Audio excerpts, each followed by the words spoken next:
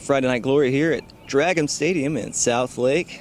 We're at the Under Armour Passing Academy presented by the Quarterback Ranch, and we're here with head coach Hal Wasson of the South Lake Dragons.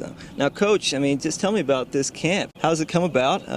What does it bring to the opportunities of all these youngsters? Well, first of all, it starts with the vision. Bill Webb had a vision as to what he wanted to do. Obviously, he's trying to get it off with a bang. He brought in some legendary players. I think it's a great tool as long as you keep things in perspective. It's another tool in the toolbox for a quarterback or receiver. The thing that I always tell our quarterbacks or any of these quarterbacks is you got to keep things in perspective. You know, I've seen a lot of guys that are camp quarterbacks, which that doesn't get you anywhere on the field. So I think as you come into a camp, you keep things in perspective that, I want to enhance my deep ball.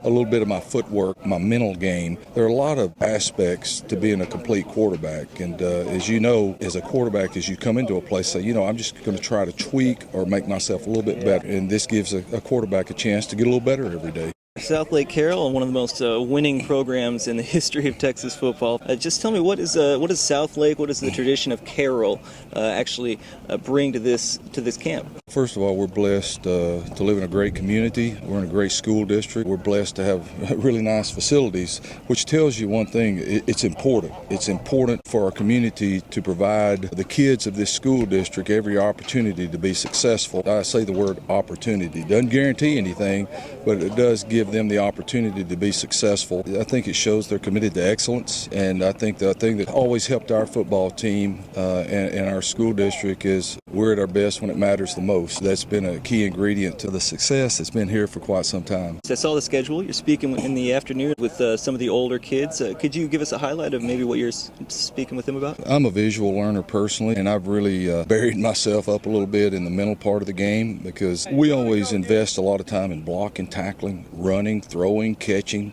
weightlifting. All those things are very important to success. To me, equally important now is the mental conditioning. You either invest in that or you don't. I know for me personally, it's really helped, and I think it's another tool in the toolbox for a player because leadership, learned behavior, confidence, learned behavior, all those things, just like being a good passer or an efficient passer or a great route runner, a great blocker. As many tools as you can have in the toolbox obviously helps you become the complete player. One last question. Chase Wasson, your son, a former Dragon quarterback. He's the co-founder of the Quarterback Ranch. Could you explain a little bit how he got involved? Chase is a highly competitive young man, like we all are. Obviously, he's in the cardio world today as a cardio rep, and he loves to coach. But he also likes to make money.